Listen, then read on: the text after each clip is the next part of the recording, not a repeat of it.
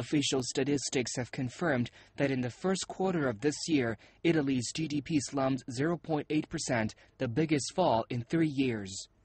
The country's government has adopted a series of growth-boosting measures to sell off state assets and trim state employment. The measures, including 24 billion euros in new taxes for this year alone, pushed down Rome's borrowing costs for a time. The budget cut plan was indeed a good thing to do. It was necessary, but then on the other hand, it was mostly based on tax increases, which tends to depress consumption. And so this is one of the important problems for the Italian economy now, because instead we should perhaps try and do more to cut government spending in order to be able to cut taxes tomorrow. The Italian government says the first step in reducing its debt would be raising around 10 billion euros by selling off 3 companies held by the economy ministry. But that's not all. More privatization plans are to follow. The government's austerity policies have been a focus of repeated criticism from the country's 3 biggest unions. Tens of thousands of Italian workers rallied to protest against pension cuts, tax hikes, and labor reforms imposed by the government. The burden of the adjustment is mostly on the shoulders of taxpayers. So this is one of the reasons why there is so much unease in the country these days, in addition to the recession that is affecting the economy, essentially because there was a major increase in taxes. Carlo Sangalli, the president of Italy's largest confederation of enterprises, Confcommercio, notes the increased value-added tax along with hikes of excise and energy taxes especially burden families and businesses. He says that between 2011 and 2014, tax increases are likely to result in a drop of real consumption of some 38 billion euros or $47 billion. The type of taxes that has been raised is mostly so-called indirect taxation, so taxes on consumption, essentially. And this is why consumers are typically not very happy about this. And the other way in which consumer habits and households are hit by the current budget cuts of the Monti government is because a tax on house property has been reintroduced. It is called IMU, and this tax was cancelled, I think, in a rather unwise way in the past, because any country has taxes on property, and therefore Italy is not a country different from others in this respect, so we should have one.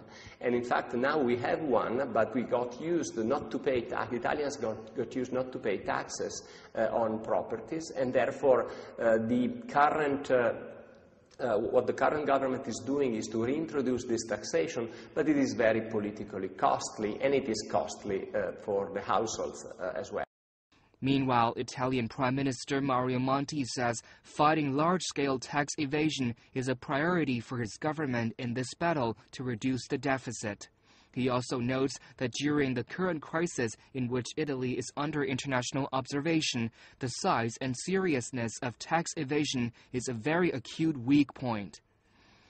Monti believes that a strong law enforcement action against tax evasion and more simple taxes closer to people were the government's 2 directions in combating tax evasion. As the leaders of the European Union's 4 biggest economies agreed on moves to enhance growth last week, there was increasing fear in Italy of contagion. The U.S. ratings agency Moody's last month downgraded 26 Italian banks, including the 2 biggest lenders, Unicredit and Intesa Sanpaolo. The ratings for Italian banks are now amongst the lowest within advanced European countries. All 26 banks were put on negative credit watch. Moody's notes the potential for new rating cuts is heightened by the possibility of rapid increases in problem loans, as has been evident following supervisory inspections of certain Italian banks. The agency says Italy relapsed into recession in early 2012 and there are no clear signs of recovery. However, an expert thinks the banking system is solid. Italian banking system didn't have to be helped so much compared to what other countries have been doing. However, what changed a little bit the overall scenario has been the fact that the asset side of the balance sheets of Italian banks used to be made, and it is still made, by the owning of Italian government bonds, of government bonds issued by the government of Italy. So if these bonds are safe assets, then the asset side of the Italian banks is safe. But he still stresses that the European banks need new solutions to fix the whole banking system. And we should also think of some idea to fix the banking system, and therefore, in order to make it more resilient in the face of new external shocks. So recapitalizing a little bit, the European banks would be another important part of the solution, as well as providing a European funded system of insurance for the deposits of European banks.